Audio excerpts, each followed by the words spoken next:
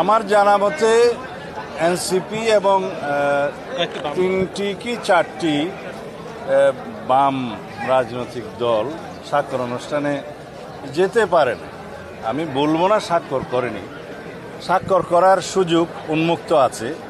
আশা করি তারা ভবিষ্যতে সনদে স্বাক্ষর করবেন।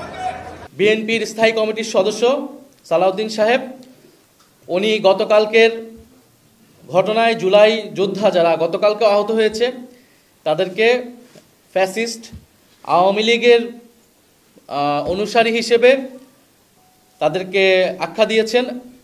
আমরা তীব্র নিন্দা এবং প্রতিবাদ জানাচ্ছি।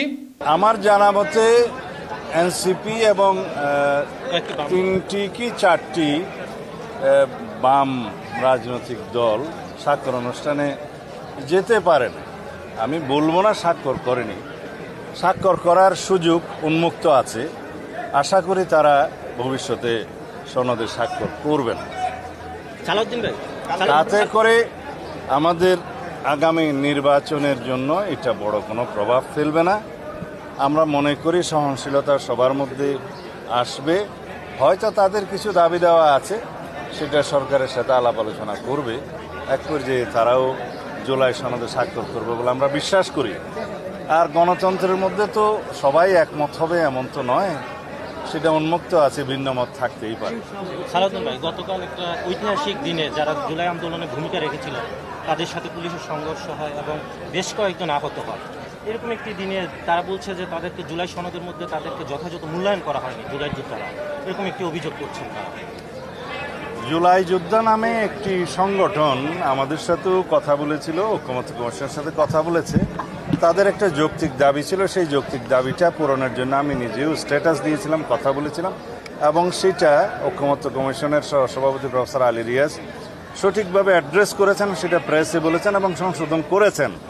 এরপরে তাদের অসন্তোষ থাকার কথা নয়। যে সমস্ত বিশৃঙ্খলা হয়েছে আমরা খোঁজ নিয়েছি, এটা তদন্তনাধীন আছে।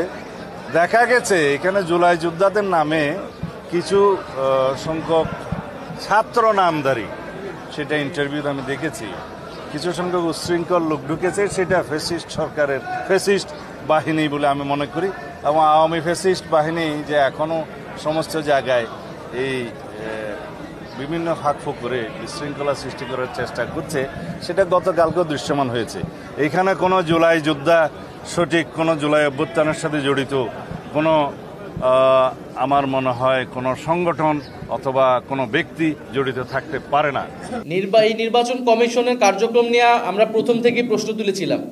আমাদের নিবন্ধনের এই বিষয়গুলো হওয়ার আগে থেকে নির্বাচন কমিশনের প্রতি আমাদের যে ক্ষোভ, যে নির্বাচন কমিশন পক্ষপাতমূলক আচরণ করছে, নির্বাচন কমিশন সঠিক উপায়ে গঠিত হয়নি এবং আমরা পুনর্গঠনের আলাপ জানিয়েছিলাম, এগুলো সব কিছুই কিন্তু হয়েছিল এই প্রতীক ইস্যুর আগেই। ফলে নির্বাচন কমিশনের সাথে আমাদের এই টানাপোড়েন কিন্তু আমাদের কেবল দলীয় বিষয় না, কারণ আমরা সন্দেহ প্রকাশ করছি, আমরা উদ্বেগ প্রকাশ করছি যে এই নির্বাচন কমিশন নিরপেক্ষভাবে একটি নির্বাচন পরিচালনা করার ইচ্ছা বা সক্ষমতা রাখে কিনা। ফলে নির্বাচন কমিশন নিয়ে আমাদের এই উদ্বেগ থাকবে। আমরা খুব স্পষ্টভাবে বলেছি, শাপলা এবং সাপ্লাই হবে জাতীয় নাগরিক পার্টির মার্কা। সেই মার্কা নিয়ে আমরা নির্বাচনে অংশগ্রহণ করতে চাই। এখন যদি নির্বাচন কমিশন একটি সাংবিধানিক প্রতিষ্ঠান, তারা যদি আইন অনুযায়ী পরিচালিত না হয়, তারা যদি গায়ের জোরে বা অন্য কারো প্রেসক্রিপশনে কোন সিদ্ধান্ত যায়, তাহলে তার প্রতিবাদ তো আমাদেরকে জানাতেই হবে। এবং আমাদেরকে যদি নির্বাচনে এইভাবে অংশগ্রহণ করা থেকে বিরত রাখার অপচেষ্টা করা হয়, তাহলে অবশ্যই আমাদেরকে রাজপথে আমাদের একমাত্র জায়গা হবে। কিন্তু আমরা এটা চাই না। আমরা চাই নির্বাচনে অংশগ্রহণ করতে। আমরা খুবই একটা সহজ কথা বলেছি যে আপনি আমাকে একটা আইনি ব্যাখ্যা দিবেন যে কেন আমি শাপলা পেতে পারবো না, সাংবিধানিক আইনি একটা ব্যাখ্যা দিবেন, আমি অন্য প্রতীক নিয়ে নিব। আর যদি আপনি ব্যাখ্যা দিতে না পারেন, তাহলে আপনাকে এই প্রতীকটা দিতে হবে। আপনি আমাকে কেন দিবেন না সেটা আপনাকে তো স্পষ্ট করতে হবে আমার কাছে এবং জাতির কাছে। কারণ আপনি একটি আইনি প্রতিষ্ঠান, সাংবিধানিক প্রতিষ্ঠান। আপনি আপনার ইচ্ছা অনুসারে, আপনার মনের খেয়াল খুশি হিসেবে বা অন্য কারো প্রেসক্রিপশনে কোনো সিদ্ধান্ত একটা নতুন রাজনৈতিক দলের উপর এইভাবে চাপিয়ে দিতে পারেন না।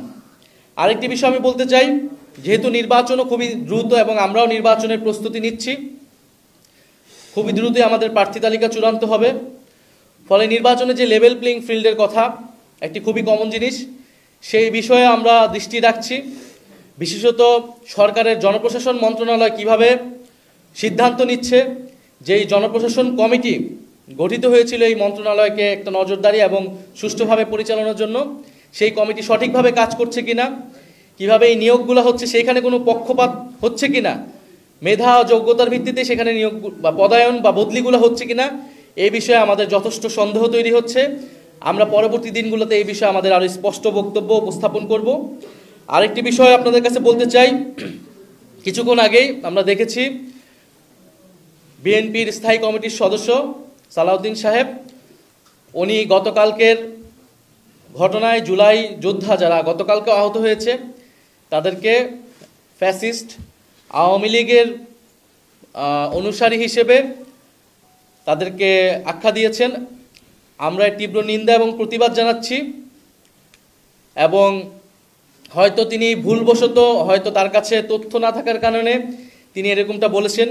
যেহেতু তিনি দীর্ঘদিন দেশে ছিলেন না, যেহেতু তিনি জুলাই অভ্যুত্থানের সময় দেশে ছিলেন না, রাজপথে ছিলেন না, সেহেতু হয়তো তিনি জানেন না যে কে রাজপথে ছিল, কারা লড়াই করেছিল, কারা বুলেটের সামনে দাঁড়িয়েছিল। আতিকুল গাজী যার হাত কাটা গিয়েছে, তাকে যখন ফ্যাসিস্ট আওয়ামী লীগের দোসর বলা হয়, যখন শহীদ মীর মুগ্ধের বাবাকে ফ্যাসিস্ট আওয়ামী লীগের দোসর বলা হয়, শহীদ ইয়ামিনের বাবাকে ফ্যাসিস্ট আওয়ামী লীগের দোসর বলা হয়, তাদের যে কোনো দাবির জন্যই, দাবির প্রেক্ষিতে সেটা আমাদের জন্য খুবই কষ্টের, খুবই বেদনাদায়ক।